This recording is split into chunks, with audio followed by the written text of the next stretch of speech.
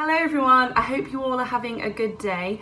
My name is Paige and welcome to a brand new video in my law series. In this episode, I'm going to be talking about the differences between Canadian law school and English law school. If you don't want to miss any more of my videos, or specifically my law videos, hit the subscribe button down below and give it a thumbs up if you enjoy this content. Before I talk about the differences between studying law in Canada and studying law in England, I just quickly wanted to talk about my law school journey for those who are new to my channel and do not know it. I started studying law when I was 19 years old at University of Sheffield, where I took the LLB program. Usually like a normal law degree in England is 3 years, but I decided to do a year abroad in Canada at the University of Ottawa, which means now my overall degree was 4 years. I just want to make a disclaimer that I'm going to be talking about my own experiences of studying law in Canada. Obviously, I came here as an exchange student, so I'm not going to have the same experiences as I would if I was a full-time law student in Canada. So basically now I'm going to get on to talking about the differences, and I've just made a little list. Okay, so just a bit of boring history. So England and Wales have something called common law, which is different to like civil law jurisdictions like the Netherlands, France. A lot of many countries in the world is civil law, not common law. So Canada is a common law jurisdiction, but Quebec is not. So Quebec follows French law, so they have a civil legal system. Although they follow civil law, Quebec obviously still has to comply with the federal government and like national laws and everything like that. So I find Canada quite an interesting country because majority of it is common law, but you've also got civil law. And I realised this a lot when I first started my exchange in Canada, because University of Ottawa teaches civil law and common law. So the first difference I'm going to talk about is the fact that law school is postgraduate in North America. So this is Canada and the United States. However, in Canada, only common law is postgraduate. I didn't find this out straight away, but basically, if you study civil law in Canada, so civil law basically, if you study that in Canada, you can go straight from college, I believe. One of my friends, she has studied civil law and she's around my age. Whereas when I first got to Canada, I was quite shocked about how people was bringing children into lectures, and they was talking about how they've had all these jobs and like they've had careers with the government and all different things. And I was just so surprised. I'm like, whoa, I'm like only 21. How have they done this within like since 18? That's only like 3 years and they've got all of this experience. Then I realised that studying common law is postgraduate. So many of my like colleagues in my class was quite older than me, and I was just like, wow, there are so many clever people here. And then I was realising like they've got these other degrees, like what they've studied in undergrad.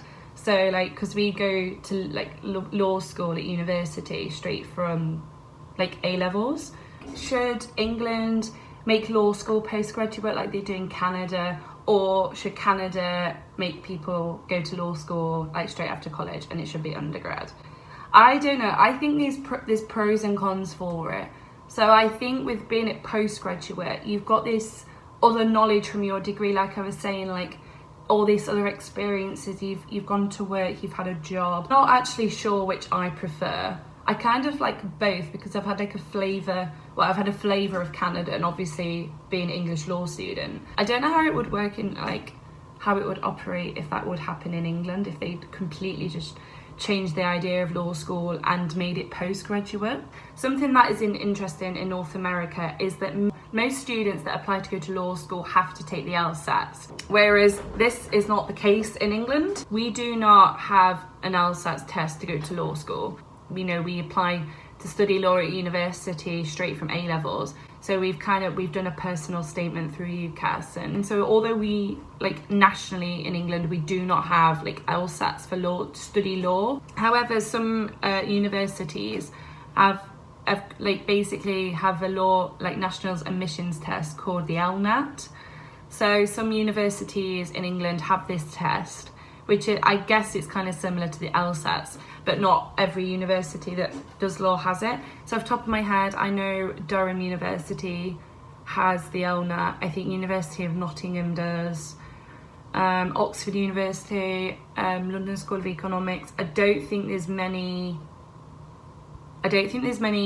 law schools in England that require the LNAT, because when I applied to Sheffield, I didn't have to take that. I guess like if law school ever became postgraduate in the UK, I feel like they would introduce like an LSAT test like in Canada and North America. Okay, so my second difference that I have put down in my notepad is the teaching. So as a law student at the University of Sheffield, we have 3 modules each semester, which is a total of 120 credits for 1 year. And we have lectures and seminars through each module. For example, contract law, I think in second year when I did advanced contract law, I had a 2-hour lecture on a Monday, I think it was.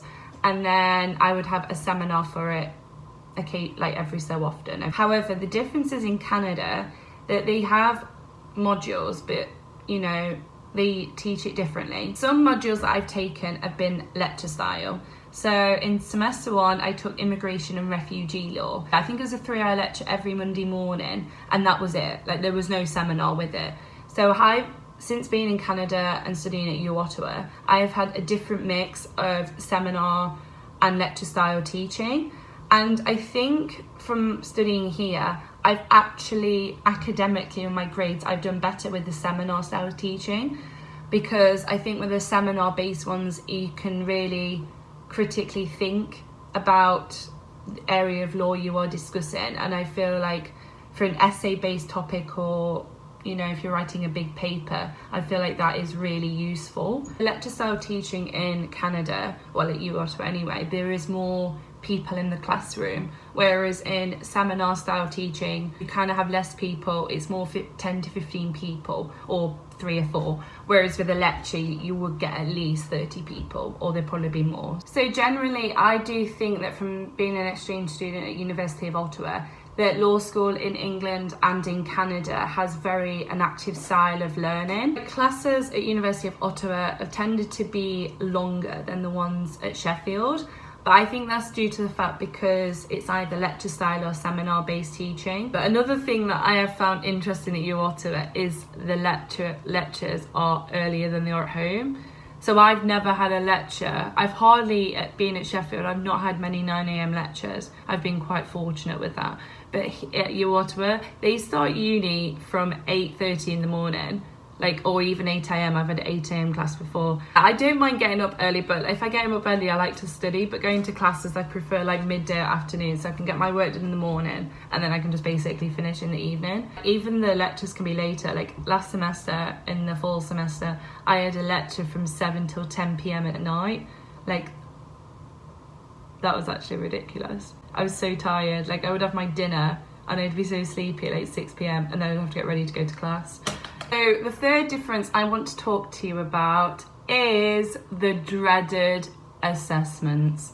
Assessments, the time of the year when they are due at U Ottawa, have kind of varied from University of Sheffield. In Sheffield, my semester for fall autumn semester kind of starts around the last week in September, early October, whereas at University of Ottawa it kind of starts on the 3rd of September, or 2nd or 3rd, whenever Labour Day falls. So at University of Sheffield, my assessments have always been in January for semester 1.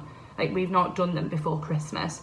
So basically we'll have all that time to prepare and have lectures and seminars, and then we'll go home for the Christmas holidays, which is usually about 3 weeks, and then our exams will start, I want to say the 15th of Jan and onwards until 1st of Feb. That gap is usually when it is. At U Ottawa, and I think that is the same for most Canadian law schools, is that they have all their assessments due before Christmas, because obviously you've got all the Christmas festivities coming up. And when I've been at Sheffield, I've kind of gone to a lot of stuff because I think, I've got a few weeks off, and taking out Christmas Day and Boxing Day and New Year, but I've still got a few more weeks to get stuff done and enjoy the festivities in early December. Being at U Ottawa, you can't. It's a lot of it's due in the first week of December, and then you have exams from I don't know, the 5th of December to the 19th or 20th of December. I don't know, I had an exam on like the 19th of December and I flew back on the 20th. Off the top of my head, it was somewhere really close, like to Christmas. I don't know like which I prefer. Like, I think it is nice in a way because then when you have your Christmas holidays, you've got a couple of weeks off and you can actually enjoy it. But as an exchange student, I had the entire of January off, so I didn't start my winter semester until like the 27th of January, so I had ages off. So I enjoyed my Jan. I stopped at home a bit longer, then I went to go see my family in Florida, so it was really nice. But if I was a full-time student here, I would have finished about the 20th of December and I would have to have been back about the 4th of January. I think most like students at University of Ottawa in the law school have to do like one class in January, which is like, I think it lasts about 3 weeks. So I think most people like can do a paper, basically take one class in January and then you'd have to do the winter semester in like end of Jan when I did it, if that makes sense.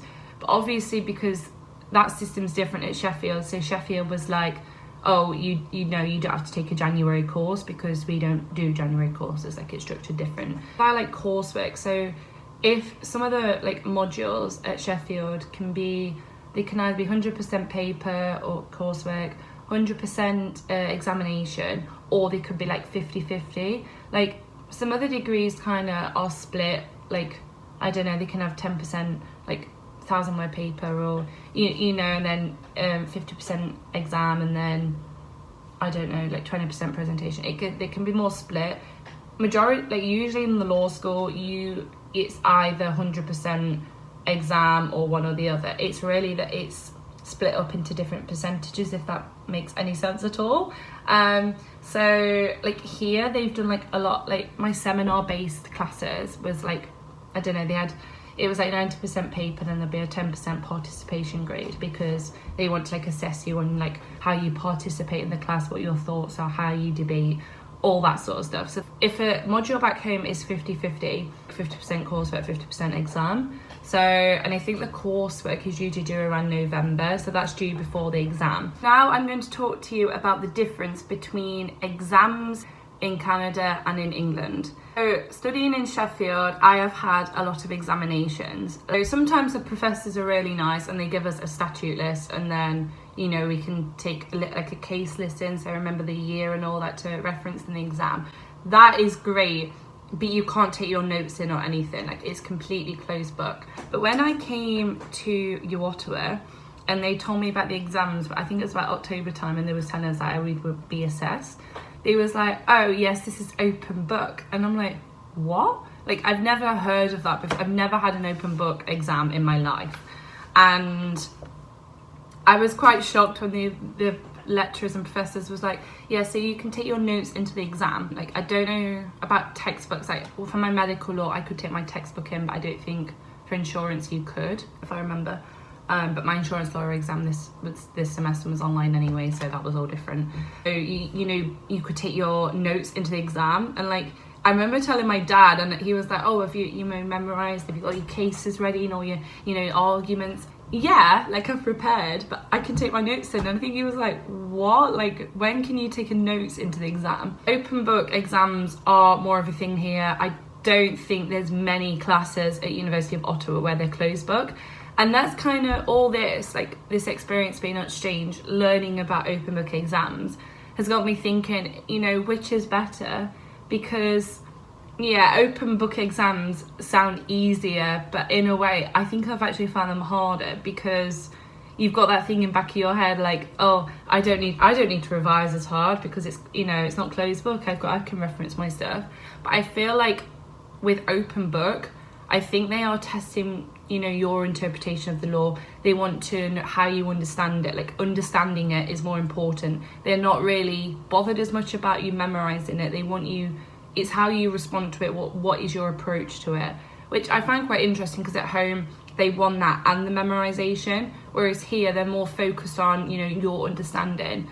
And I think in a way that has helped me a lot, because then when I do an exam back at Sheffield, I've kind of learned more like how I've understood the law. So I think in a way having open book exams is kind of I don't know, lightened how I see things a bit more and how I'm going to write answers when I get back to my final year. That is something really useful that I wanted to share with you. So I've also done like, well, we call it coursework at home, it's more called papers here. I think the longest essay I've done at Sheffield was healthcare and medical law, which I think was a 4,000 word essay. So most of my essays have been 3,000, 4,000 word essays. When I first got here and I was doing, I did civil liberties here and then I did public health, it was like 25-page paper. The papers are much longer here. Like, I think because at Sheffield, like, we're not required to do a dissertation, which a lot of people are usually annoyed at me for that. But yeah, you can opt to do like a research paper. As far as I'm aware, it's a 6,000 word essay. So I feel like I've come to the conclusion that, even though law school in Canada is postgraduate, I feel like studying law in England and in Canada is equally as hard. I think you have to put the same amount of work in. I think, obviously if you're doing research papers in England or Canada in law school, like, you're gonna have to do more research than maybe you would for an exam. Like, studying law in Canada and in England both encourage that you have to do critical analysis in your work. You have to understand the law, what is your interpretation, you have to debate in classes. I do genuinely think that there are two countries where law is pretty similar. Okay, so that concludes my video on the differences between studying law in Canada and studying law in England. I hope you enjoyed this video. Thank you so much for watching. If you are a law student or have any general interest in this video, please leave me a comment down below on what your thoughts are and anything that I've mentioned. I'd love to hear it. Don't forget to subscribe to my channel and I'll see you soon. Bye!